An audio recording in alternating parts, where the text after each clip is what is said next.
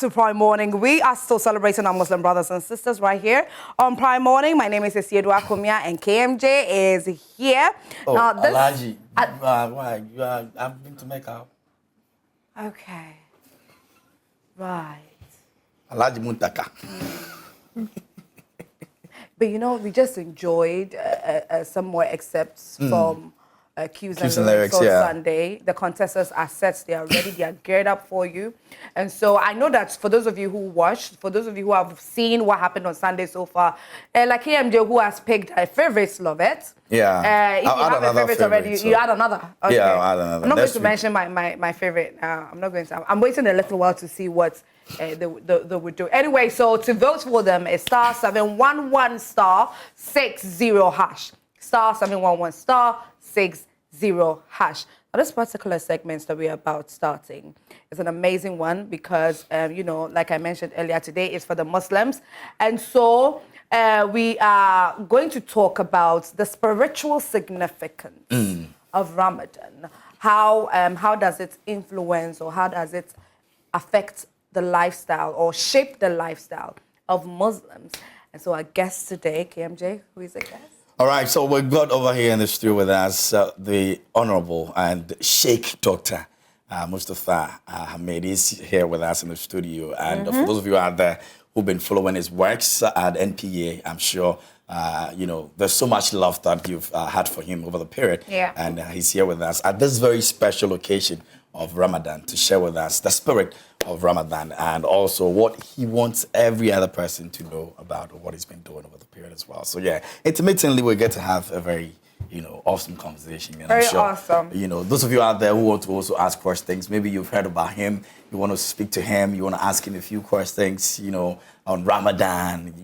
Some people want to just get a bit personal because they hardly get to meet, you know, people like him. Yeah. So you can also ask your question. I'm sure he's going to answer all of that for you here on the show. But it's a pleasure for us to have you here in the studio of Prime Morning. We're really excited. We're grateful that you're able to make it this morning. I'm sure there are a lot of things you would have done today, but you decided to make time for us. And we don't take that for granted at all. Thank you so much for coming, sir. Thank you for having me. I appreciate it. I was tempted to actually greet you in... no. She doesn't like it, so I'll stop. If you just say salam alaikum, it's fine. She doesn't believe I can even say salam alaikum. That's the problem. That's the problem, you know. But whether she likes it or not, salam alaikum. Alaikum salam. Salam alaikum salam. I'm trying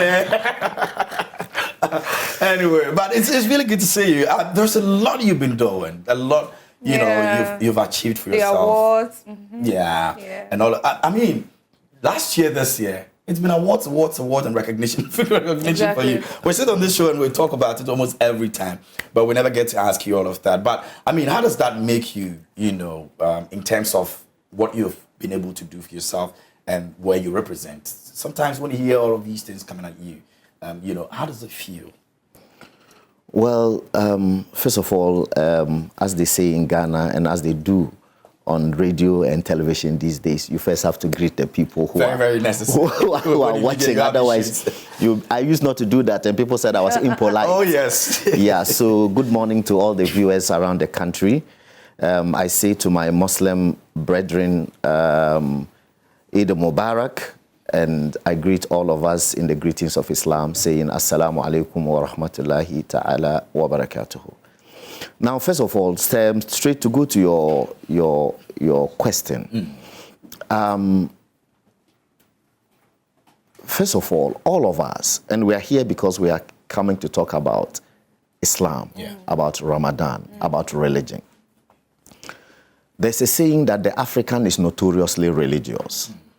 Okay, so to that extent, every African, okay, has a religious icon who is basically the preeminent icon for every African. So if you are Christian, for example, then Christ is your icon. Okay, and if you are Muslim, then the Prophet Muhammad sallallahu alaihi wasallam is your icon. Now, both Jesus and Prophet Muhammad sallallahu alaihi wasallam are not in our midst, and therefore have a representation. Okay, and those representations also become our icon. And therefore, when we strive to imitate, to, for example, live a Christ-like life, or to live the model of an Islamic life, then basically that is a pursuit of excellence. Okay. Okay, because I've been telling my Christian brothers that, you know, all of us, both Muslims and Christians, I call them exclusivist religions. And by exclusivism, I mean Christians believe that for God so loved the world that he gave his only begotten son, that whosoever believes in him shall not perish but have everlasting life. Yeah. That no one goes to the Father. I am the truth, the way, and the life, and no one goes to the Father except by me. Yeah. And Muslims say, this day have I completed my favor upon you, perfected for you your religion, and chosen for you Islam as your religion.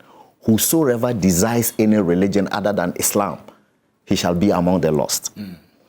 Okay, so that's exclusivism. Yeah. To believe that if people are not your religion, then they are damned. But I tell people that that's a wrong perception of what religion is. And I tell my Christian brethren, when Jesus Christ says, in my Father's house there are many mansions, he means mansions. He doesn't mean a mansion. So there's a Hindu mansion, there's a Muslim mansion, there's a Christian mansion, and there's a Buddhist mansion. Are you following the point that I'm making? So to that extent, it's important that every human being have that which motivates him or her.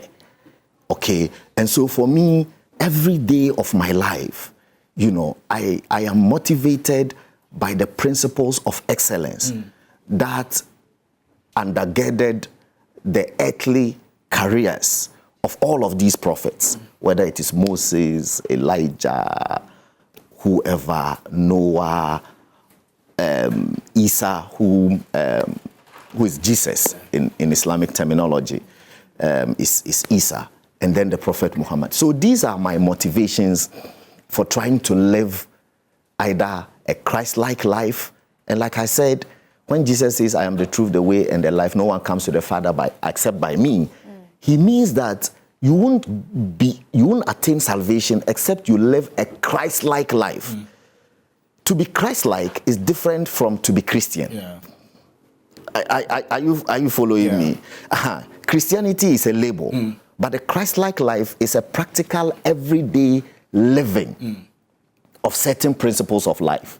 And so for me, I translating it to Islam and my work as whether as former student leader, my role as national youth organizer of MPP, all of these things that I have done in life to Minister for Information, Zongo Development, NPA, and etc., has been to emulate the excellent lifestyle of the Prophet Muhammad sallallahu alaihi wasallam. And once you make that your motivation, and then you take it day by day, step by step, before you realize the culmination of that is excellence in public life and whatever that you seek to do. So that's what you've been doing all your life? Absolutely. My whole life has been about leadership. Yeah. I've been a leader virtually all my life, right from secondary school. I was SRC secretary in Tamale Secondary School, then went to University of Cape Coast. I was local NUC secretary. I became SRC president. Then I left university, joined active politics, became national youth organizer of the NPP. I think you were just made to be a leader. That's it. You know, yeah. So people ask me whether leaders are born or that people become leaders or are made. It's a combination of both. After all, every human being is made up of nature and nurture. Okay. You could have an inherent natural leadership instincts, but if you are not nurtured in an environment that promotes leadership and excellence, your leadership traits won't show, and you could live and die an ordinary life.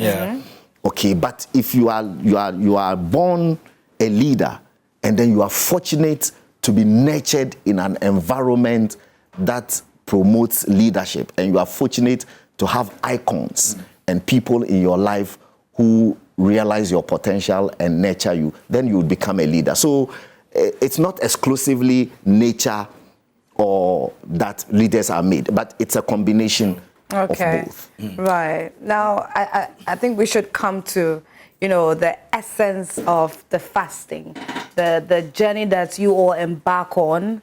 30 solid days, you decide to fast. What is the importance of it? What does it do to you personally, especially spiritually? What does it do? Okay, so the Quran establishes a purpose for which fasting was instituted. Okay. And this is in Quran 2, verse 183.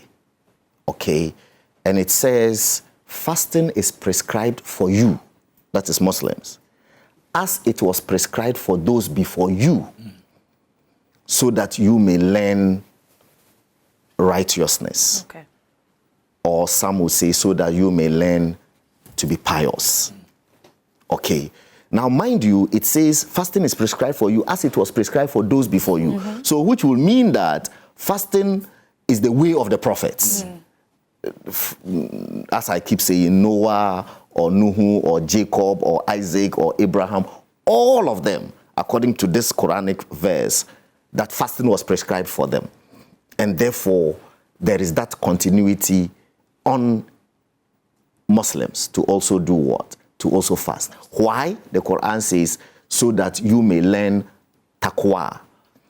Taqwa is the Arabic word that people have translated into either righteousness or piety.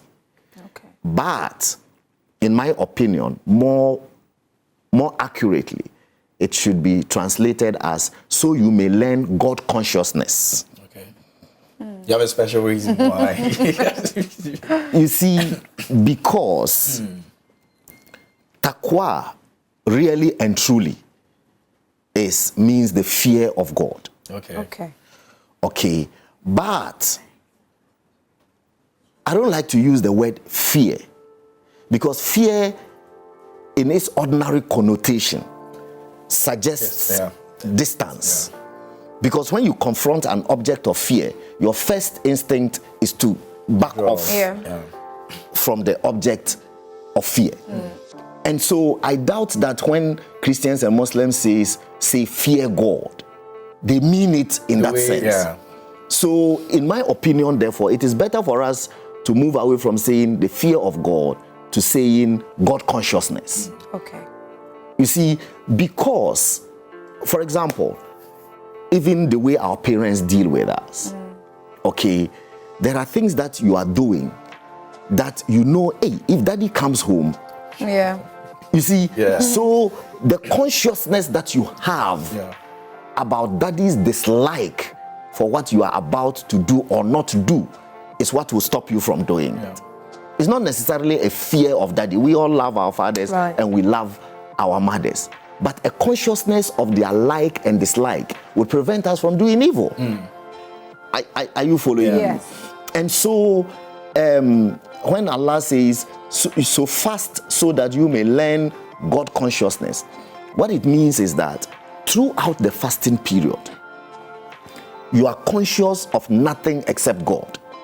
And therefore, you are only conscious about his do's and don'ts, what he wants you to do and what he doesn't want to do. So fasting, according to the Muslim definition, is abstaining from food and drink, sexual intercourse, lustful talk or lustful behavior, backbiting, fighting, shouting, like all of the things that will encapsulate or connote either violence or hatred or dislike, and all of those things. You have to abstain from them from dawn till nightfall. Okay, and also for 30 days. Yes. And so it is hoped that by the 30th day or by the end of 30 days of fasting, you would have somehow imbibed these qualities. Because if you've been able to abstain from something for 30 days, then that tells you that you can abstain from it. Yeah, totally. Are you following me? Yeah. It means that you can abstain from it. And therefore, it is meant to build your character and purify you and make you a better human being, basically. That's the purpose of Ramadan. That's very interesting. So spiritually, it's working on you to live better, to do better, to exude that physically. Absolutely. Wow. Absolutely. But at some point when you were mentioning the do's and the don'ts, I know some Muslim friends of mine, females whom during their fast and then they have their period, they call something carry forward because they would have to eat. I want you to elaborate on that, how true that is. Okay, so the Quran also, so let me go to another verse of the Quran. A continuation from 183 says, so whoever of you is present in their homes in the month of Ramadan, let them fast. But those who are on a journey or are sick, let them fast a like number of days thereafter. Okay. Okay. So you eventually do it. So you will do it. So there are exemptions. Okay. Okay, and the exemptions are of a permanent and temporal nature. So there are permanent exemptions and there are temporal exemptions. So if you are ill of, say, typhoid, malaria, severe headache, etc., stomach ache, diarrhea, all of those things, for the period that you are running or you have a bad headache, or you have typhoid, or you are treating malaria, it's okay not to fast. Okay. Okay? So, but after you are well, and the fasting period is over, you would fast a like number of days to replace the days that you missed. Now, there are other people who are sick permanently. Sorry. Okay, let me come back to your specific question. Yeah. So, women who are menstruating, in Islam, menstruating women do not engage in a lot of their daily rituals. Okay. Even the daily ritual prayer. Okay. You are supposed not to until your menstrual cycle Is over. Oh, okay. And so because fasting and prayer are somehow interlinked, and if you cannot therefore pray, then it is okay also not to fast. And then secondly also, you are losing blood anyway. And therefore, it is better to eat in order to have, if you want, a balanced life or existence. Otherwise, you are losing blood and you are not eating and you are not replacing. So it has nothing to do with maybe presenting yourself or looking like you're unclean? No. During the fasting? It has nothing to do with that? It's more like health. Because I thought that was it. That maybe it's no, like... but I told you that you cannot indulge or engage in ritual prayer. Yes. Okay, so in Islam, we differentiate between what we call salat and dua. Okay. We differentiate between, when a Christian says prayer, we are going for prayers, they mean it like we are going to pray to the Lord, our God, the Father, the Son, and the Holy Spirit. How do you say the Lord's Prayer? What can you say? Our Father who art in heaven, hallowed be thy name. That's what you call prayer. In Islam, we will call that dua. So a Muslim woman can do dua, can do zikr. Zikr is basically like chanting God's names, praising God, asking God for things, which we all do. Yeah. That's dua, that's supplication for Muslims. Okay. Just like Christians also doing prayers for forgiveness, yes. prayers for help or whatever. But to perform ablution, to spread a prayer mat, face the direction of Makkah, do certain genuflections, say certain things, go through certain motions. Yeah. That one is called salat. That's what a woman cannot do. Okay. Oh, okay. I don't know whether you get the point that I'm making. So it's not necessarily an uncleanliness. Right. Okay, but there are discomforts associated with the menstrual cycle. There are people who experience menstrual cramps, pain, and you need full concentration. and you won't have the concentration to engage in the ritual salat. You get the point. But in your pain, you can lie on your bed and supplicate and chant God's names, and that is allowed. So, but then after the Ramadan fast, you will replace the days that you missed. Then very old people, they need nutrition. Right. Okay, they are already by the old age dehydrated. And like somebody said, old age itself is sickness anyway. That's it, yeah. You get the point. So you are sick being old. And so you are not supposed to fast. And that's of a permanent nature also. There are people who also say, there's another school of thought that says that workers, people who do hard labor, okay, are also exempted from the fast. Because that's their livelihood. That's how they earn a livelihood. And we shouldn't punish them. If fasting is not a punishment. You know, there's a verse in the Quran that says,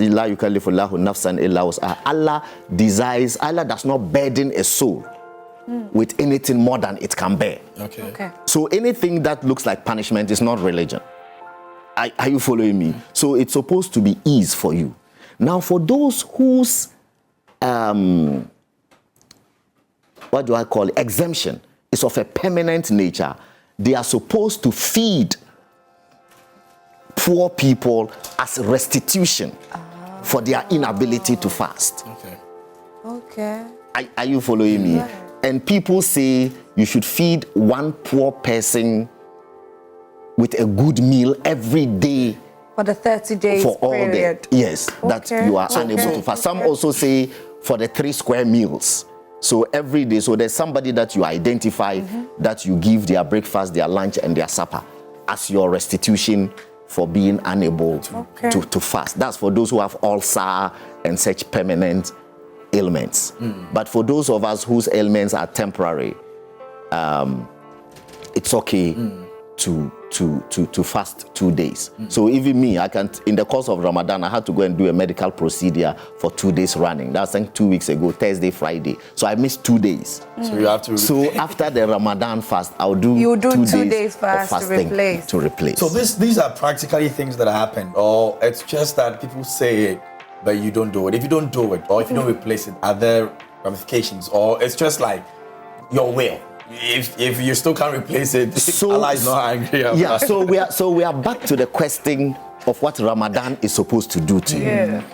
You see, nobody polices us. Okay. We wake up at dawn, we eat a light meal, and then we embark on the fast. Yeah. Throughout the day, nobody is policing you. Yeah. Sometimes you are in your office by yourself, you go to the washroom by yourself. Yeah. And you could drink water and nobody would see. Yeah. But the fact that you have the discipline that even though nobody is watching you, I still have to. you go through the fast is what, if you want, instills the God consciousness in you. Okay. It's the God consciousness that is preventing you from drinking the water. Yeah. You're conscious about God, that these are God's commandments, and therefore I will live by them.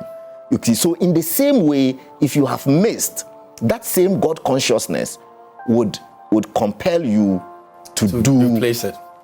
the replacement. And you have up until the next Ramadan to do so. To do it. So that's a good period. And So not the whole, So these 2 days that I missed, I could decide that next week I'll do one. Yeah. And then wait till next year, 1 week to Ramadan to do that's one. enough. Yes, so it's that flexible. That's why I said that Allah does not burden you with more than you can bear. So it's not as if immediately after the Ramadan you must do.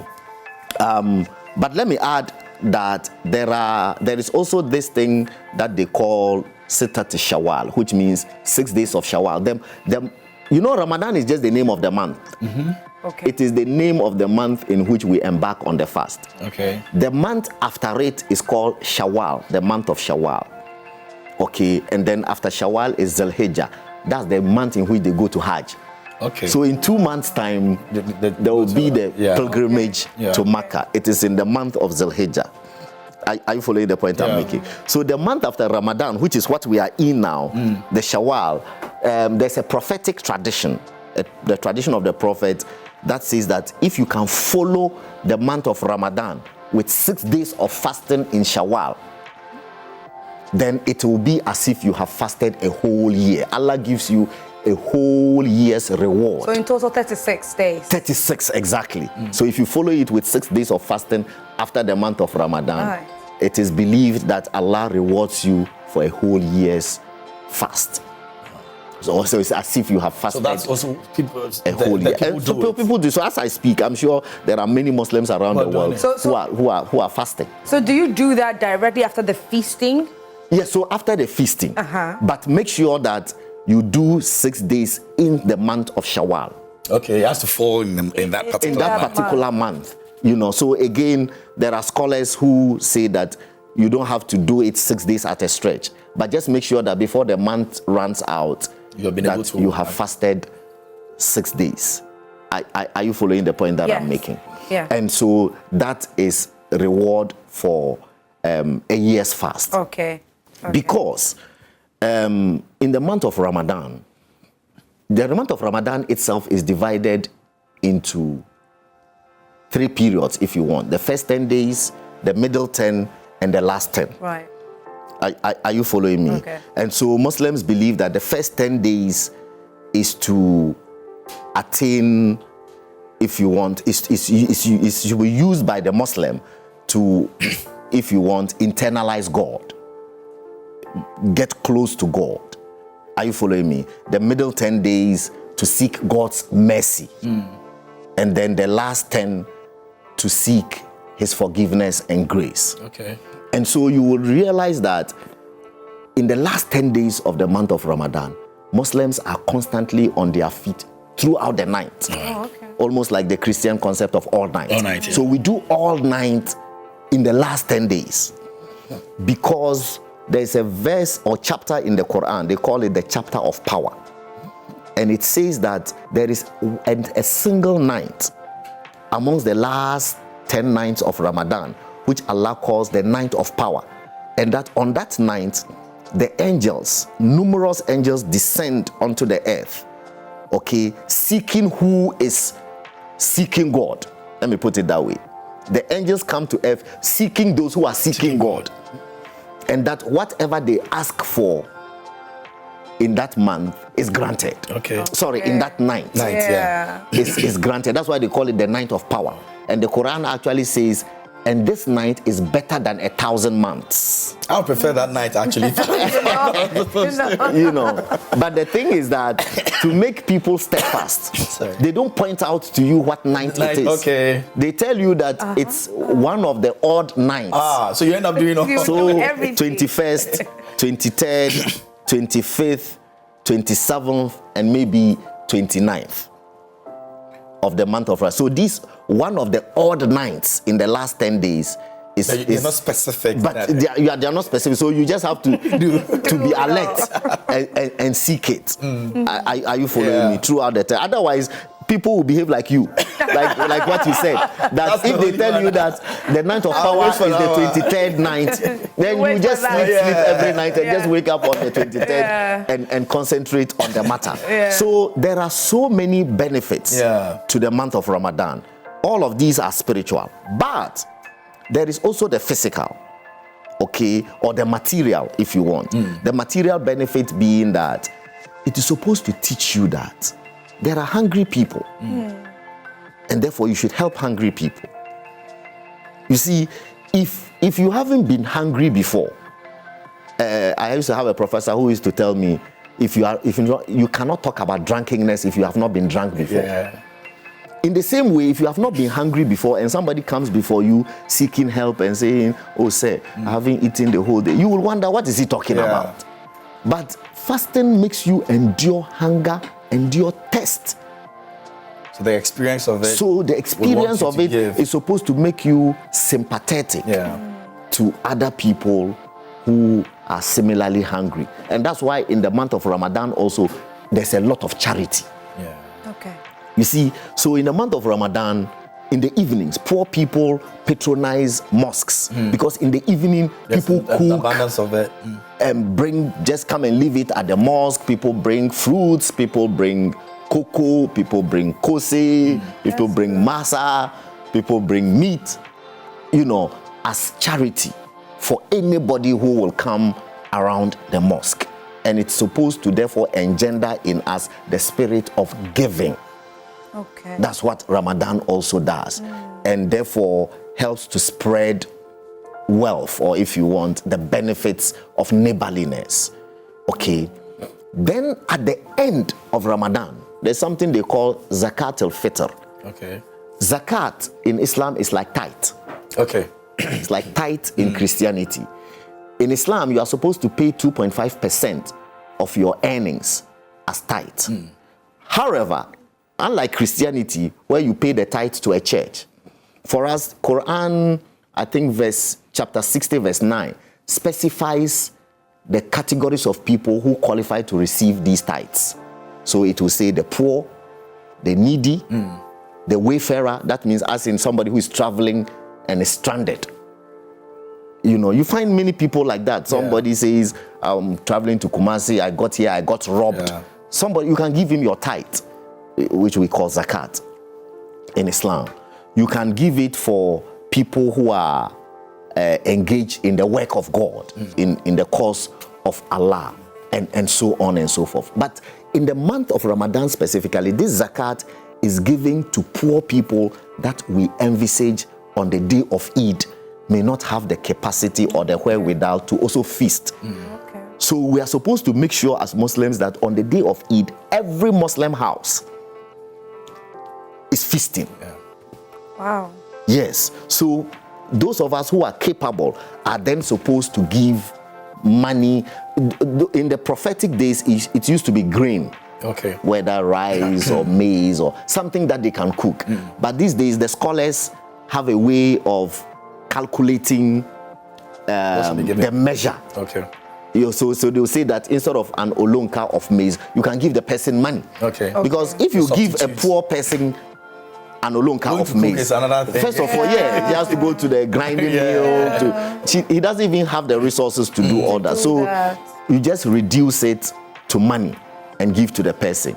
And every parent or landlord is supposed to calculate the number of dependents that you have and pay zakat to the poor on each dependent of yours. Wow.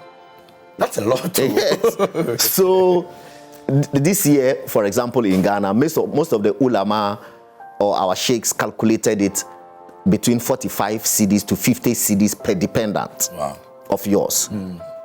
And your dependents include not just your children, your domestic servants, the guy who washes your car, your driver. So if I have a driver, a garden boy, a house girl, all of them, and 7 children, that makes 10 dependents. So I'll do 50 cedis times 10. Ahead. And whatever 50 cedis times 10 is, I will have to find some old lady, some poor boy in the area, some poor house, and go and give them the money and say, take this and also feast on the day of Eid. Very interesting. If you just joined us here on the show, so we're really going through, a lot of insights right now. If you're Muslim, I'm sure you're following. If you're not a Muslim, I'm sure you're also following and you're listening to what Sheikh is telling us this morning here on the show. And I'm learning so much, like you have no idea. We're learning so much right now. And the reason I keep drawing Christian-Muslim parallels is because I want people to understand that religion is ultimately the same thing. All God's names are hallowed. You get the point. And therefore, there's no need to fight over religious differences. We worship the same God, quite frankly, even though the nature would be different. So whilst you would say God is Father, the Son, and the Holy Spirit, Muslims say, Kul huwa Allahu ahad. Allah is one. Okay? Allahu samad, the eternal, the absolute. Lam yalid wa lam yulad. He begets not, nor was he begotten. And there is none like him. So once you say he has a begotten son.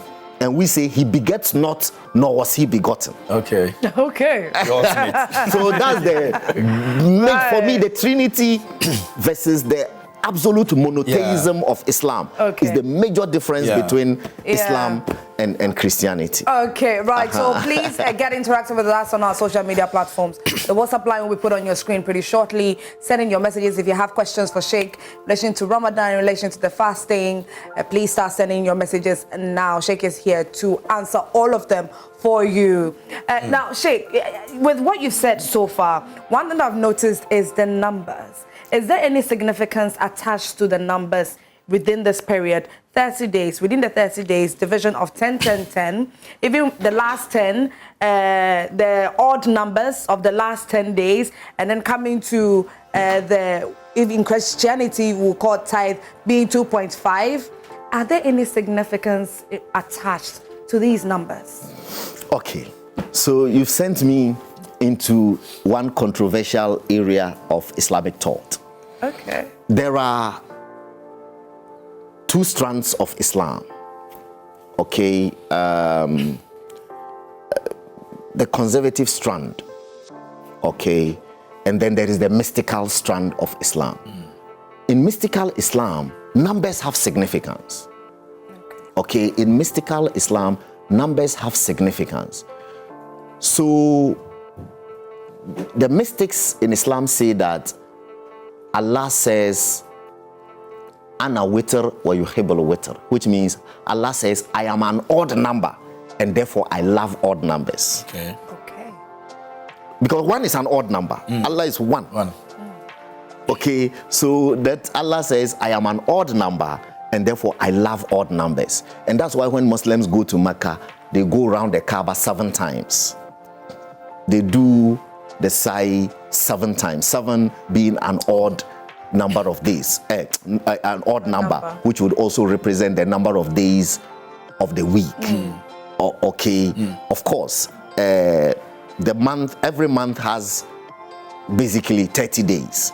Okay, so the 30 days of Ramadan would also represent the 30 days of a month. The reason you find 30 days is because a month is so 21, 19, 11. You would find that those who engage in mystical Islam and who chants God. So you've seen the Muslim rosary, the beads. Yeah. If you take a Muslim rosary and you count the beads, there will be 99 of them. Okay. Okay. Okay. It's not 100. Why is that? Yes, so? these days some mystical sects make it 100. Okay. Okay, but Muslims generally believe, the majority of them believe that Allah has 99 names, 99 attributes. So you see again, odd. Not 100. Right. Yeah. Right. Are you following me? So to represent Allah's odd numbered nature, let me put it that way. Are you following me? So those are the significance. And almost in astrology, you know, every letter has a numerical value. Okay, and therefore in Islam, some people are able to take their name, say Mustafa, and calculate the numerical value that constitutes Mustafa. So what's the value of M? What's the value of U? What's the value of S? And when you put it together, you get a certain number. And then they decide that that is their lucky number. And therefore, they will chant God's names according to that number. Okay. And et cetera, et cetera. Okay. So yes, numbers do have significance Right. For some categories of Muslims, but otherwise, others also just believe that just do what you can do any number of times. It doesn't matter. God listens to everything. Okay. But I just thought I should make this distinction so that the viewers are clear that I haven't said that this is this is exclusively it. In your submission, you mentioned scholars. I mean, they repeated a lot. What qualifies one to be a scholar, a Muslim scholar? And how many of them do we have? Do you have to get to a certain point to be one? Okay, so you realize that in Islam, strictly speaking, there is no concept of priesthood in Islam, strictly speaking. Why? Because the Prophet said to us that the leadership for a congregation is chosen when the congregation has gathered. Are you following me? So right now, if all of us, if it is time for prayer, for saying the afternoon prayer of Islam, we would all perform ablution and gather to pray. And the Prophet says, when you gather to pray, select the one who is the most knowledgeable in the principles of the Quran. Okay. At that very moment. At that very moment.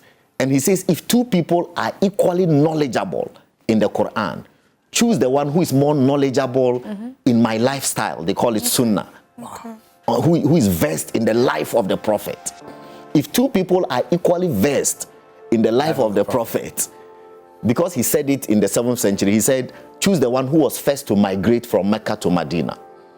And he says, if two people migrated at the same time, then choose the eldest. The one who is older. So we'll go out until we get to that. Until there's a distinction, and then we know who will lead. And that happens at that period where you've met. Yes. How do you do all of this in that short period? Because people know. So, for example, I'm sure if it is time for prayer, nobody would say that I would lead here in this congregation. But if I'm in Sheikh Osman Nuhu Sharabutu's house this afternoon and it's time for prayer, nobody will tell me that it's Sharabutu who has to lead. It's normally obvious from the people who are gathered who is more learned than who. Okay. Are you following me? Yeah.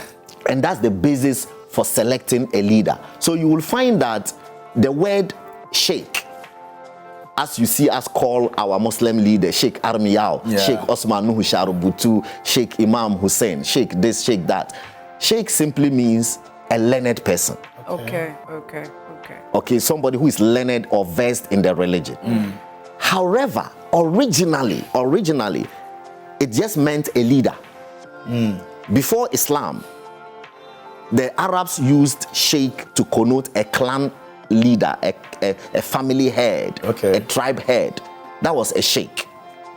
Okay, but when Islam came, then Islam appropriated it to mean leader. Why? But a leader who is learned. Because in Islam, knowledge is the paramount basis for leadership. You cannot be ignorant and lead. In Islam, knowledge is the paramount. And then also, like I said, when you go to the 4 criteria that the Prophet established, then you will get also to age. Okay. So, for example, if I am competing with somebody to become the imam of a multimedia mosque, okay, and we are equally learned, we are all very learned people, the congregation will choose the one who is older. That's all. Okay. Right. Okay, so we have some messages from our Facebook page, and so let's read them. Okay, so that's Lukman Nas over there, and it says, so Almighty Allah lifted the load of prayer and the burden of fasting from woman's shoulders during this period. Menses is neither a funny nor a nice experience. There is important maxim in Islam. It says difficulty brings ease, meaning that when a person is experiencing anything difficult, Islam will give some concessions that make life easier. So the point is not that women are not allowed to pray and fast, but are rather exempted from observing prayer and fasting at such times, because those two duties are difficult and demand much effort. Just like Sheikh explained to us earlier. Some of us were thinking that, it's for some spiritual reasons, but like this one also said, there's a reason why it gets to that point. Abu Bakr Lukman says, Mashallah. Oh, what does that mean? Mashallah, it's basically praising me, like that. Mashallah, but Mashallah means exactly. But it actually means as God wills, or as God has willed. So Inshallah is if God wills. Mashallah as God has willed. Okay. Inshallah. So if you are going to write an exam, I can say to you, Inshallah, you will pass. Okay. You see, it means Inshallah. If God wills. Yeah. But if you have passed with distinction, I'll say Mashallah. As God has willed. Because it has happened. It has done. It's done. Yeah, but Muslims use it as exclamation for excitement. Mashallah, you bought a new car. Mashallah. Mashallah. That sort of, you are a brilliant boy. Mashallah. Oh, great. That sort of thing. That's what he was trying to do. By the time Sheikh leaves, you have converted. Koyo Martin says, keep up the good work. Yes, indeed.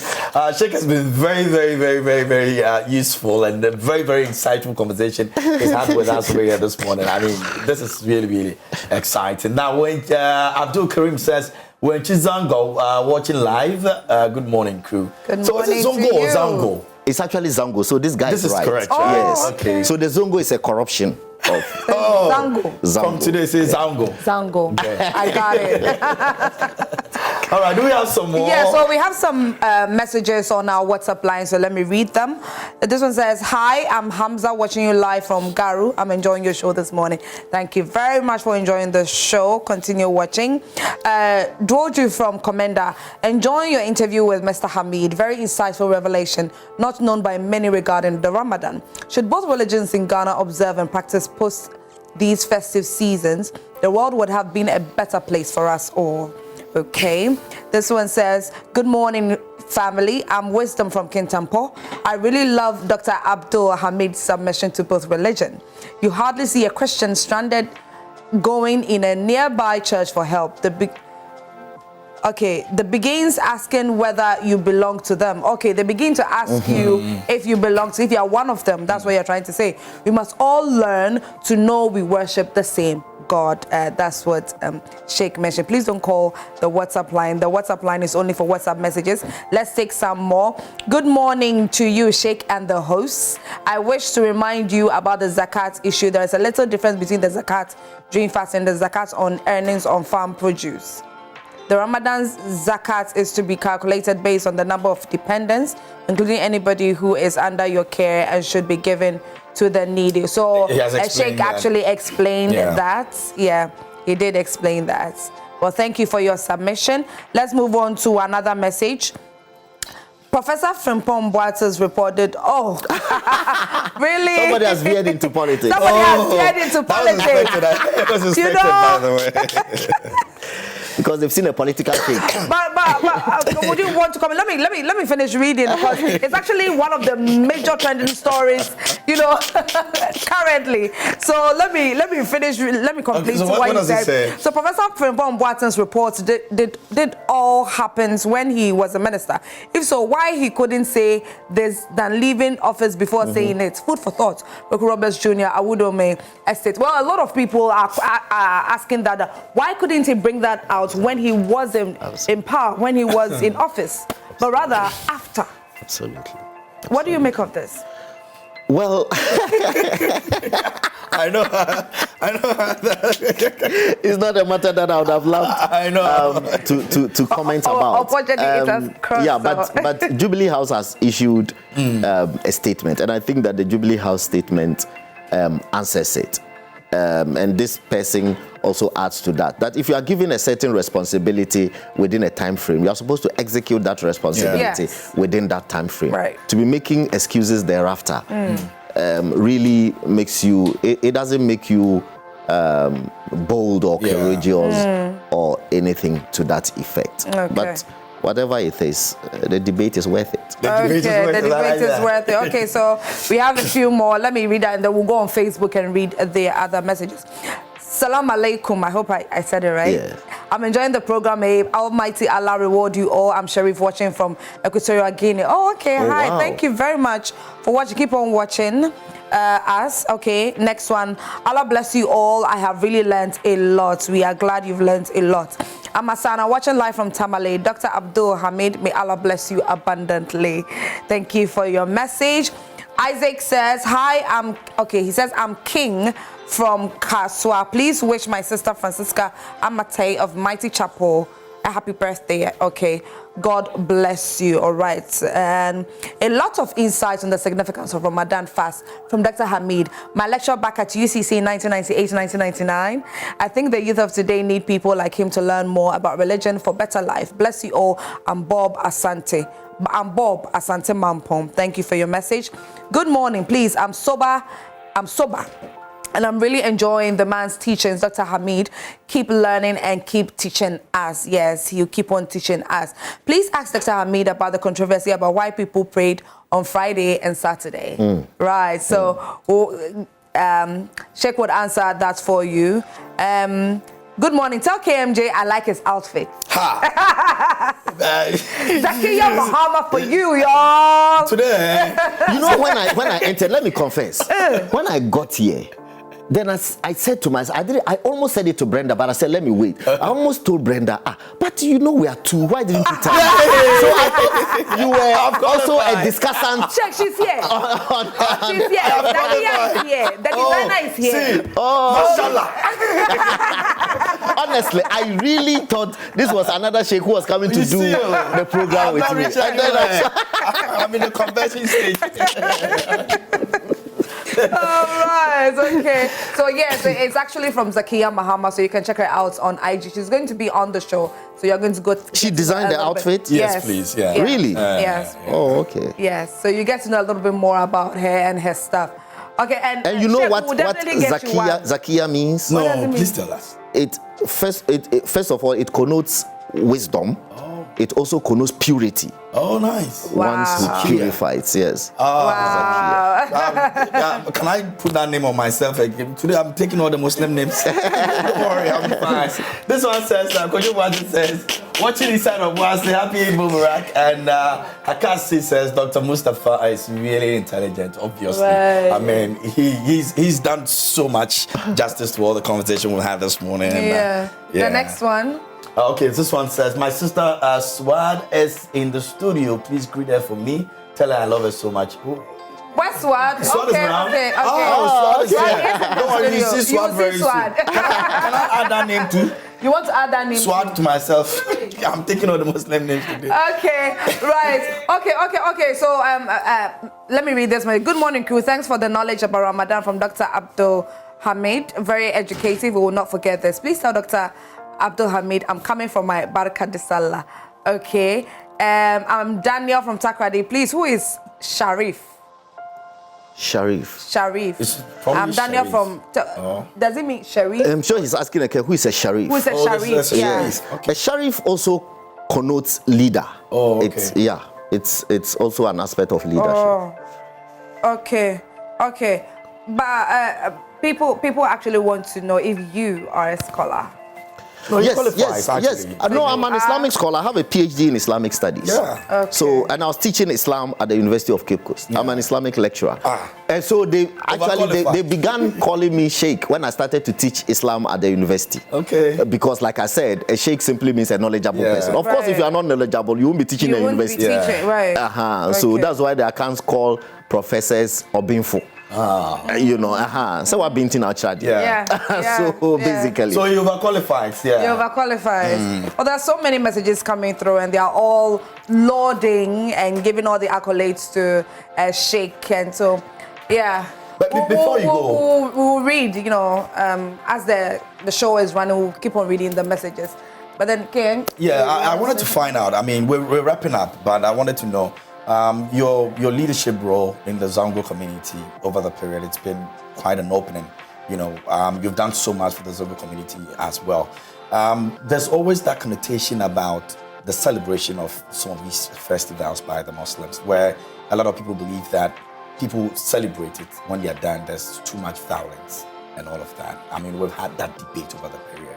You have seen it, you have been there, you've seen it, you've seen what has happened over the period. Do you think that there's a way we can change the narrative?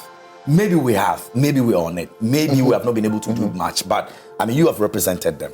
What do you make of it? Yeah, well, I was about to say, I like what you just said about maybe we have. You can see that we've made a lot of progress over the years. It's a long, long time that, quite frankly, I heard that on an Eid day, some Muslim youth fell and died from a motorbike or were celebrating The celebration on that characterized the those aftermath days is always, used to be. Yeah. But quite frankly, over the years, the ulama, the sheikhs, the imams have constantly admonished people. After all, you know what Islam means? Islam means peace. Yeah.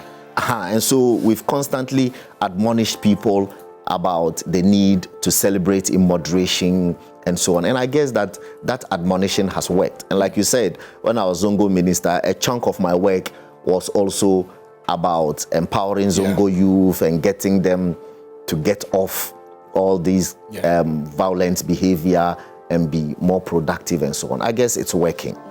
The last thing I want to address is your question, which I didn't address, about why some prayed Friday and some prayed Saturday. Okay, so you know the Muslim calendar follows the lunar moon. It follows the moon. Okay, and the moon either is for 29 days or for 30 days. That's why they say that Ramadan is for 29 or 30. Okay. So there's a prophetic saying that sight the moon, or fast when you sight the moon, and break your fast when you sight the moon again. Which will mean that when you sight the moon of Ramadan, then Ramadan has started. And then when you sight the moon of Shawwal, then it means we're ended. We have ended, and that's the first day of Shawwal. Unfortunately, so there are two schools of thought. So then some say that if they say that the moon has been sighted in Guinea-Bissau, if the Muslims of Guinea-Bissau say that they have sighted the moon in their country, the next day all Muslims in the world should go and celebrate Eid. Okay. But there are some scholars who also insist that when the prophet says sight the moon, he means it literally. In other words, you must sight it in your own country. Okay. Are you following me? Okay. So that Thursday, it was generally announced that the moon had been sighted in Saudi Arabia. So those who were of that school of thought that after all the moon is one. So if it's been sighted in Saudi Arabia, it's the same moon. So the next day they prayed. And there are some who insisted that no, we didn't sight the moon here in Ghana, so we will complete. After all, what happened was that Thursday was 29 days of Ramadan. So then they said that the moon had been sighted in Saudi Arabia. Once you have fasted 29, it's okay. Ramadan is for either 29 or 30. You can stop. But some people said, we have not sighted the moon, so we will complete 30 on Friday and pray on Saturday. So that's what accounts. But it doesn't change much. It doesn't change much. Yeah, Ramadan is 29 or 30, so it's fine. Okay. Before we go, though, your message for the Chief Imam. He celebrated the birthday a couple of days ago. Yeah. I'm sure you want to. Yeah. A friend of mine says if there were people on earth who could attain immortality, one of the persons he would pray that Allah should make him immortal is the National Chief Imam. I second. Quite frankly, because this man, the effect that he has had on peaceful coexistence in this country, especially between Muslims and Christians, is phenomenal. You cannot begin to quantify it. Especially if you know what is going on in Nigeria and other countries where there's constant religious tension between Christians and Muslims. This guy allows sorry I said this guy, the National Chief Imam is somebody who allows some year like that, Pastor Mensa Otabil was celebrating one of his anniversaries and offered to renovate the central mosque at Abosokai. Some Muslims said, oh no, a Christian cannot renovate. Shaributi said, please, go ahead. And then they went ahead and did the renovation. You remember his 100th birthday, he went to Christ the King Church to go and fellowship with the Christian people and etc. He's just a different, he sees the humanity in people rather than their religious coloration. And therefore, I wish him well. I wish him a happy birthday. As I said, we are all mortal. The Quran says every soul shall taste death. So whether we will like it or not, one day we shall exit this earth. This man, I pray that one day, even if he exits this earth, that he lives, that this legacy that he has established, this legacy of peace and cooperation, that all of us as Muslims emulate that leadership. So I wish him well, and I wish him God's blessings and health. And indeed, there's one of the people that I so respect, and not just even in Ghana. I'm talking about living on earth. And like Sheikh said, he's been very instrumental in the peaceful existence between Christians and Muslims. If this man speaks, everybody wants to listen to him. And that's what we're talking about. Sheikh, it's been incredible time with you. It's been a beautiful really conversation. Every single time you spent over here. We can't pay it, but we know that it was for the benefit of our Muslim and Christian brothers and sisters out there. And you've not been divisive. You've not been in any way. Your comparisons have always been from the other both ends and all of that. And that's what we want to hear. That's what we want to all follow. And so we're grateful that you're able to join us this morning here on the show. Asiedua. Yes, so thank you very much once again, Sheikh. So that was Sheikh Dr. Mustafa. No, put the doctor there. Okay. Sheikh Dr. Mustafa. Sheikh Dr. Hamid. Mustafa Abdul Hamid, and yes, he is the CEO of NPA. And thank you once again for Sheikh. By the way, please watch Cues and Lyrics. It's a music reality show airing on Joyfan TV. We are unearthing great talents when it comes to music. What times are they? Sundays at 8:30 p.m. You're available. Absolutely. Relax at home. I hear you will enjoy the ride. No, Sheikh loves music. He loves music. I do. What's your favorite But music? it's reggae for me. Oh, there are reggae contestants. Sheikh, there. can I sing reggae yes. for you? Yeah, Which please. is your favorite reggae song? I'm a good musician. Anybody from Culture to B Mali to Yellow Man Where? to Max Romeo. You're to lost, aren't everything. you? KFJ is lost. You are lost. Well, with this pay.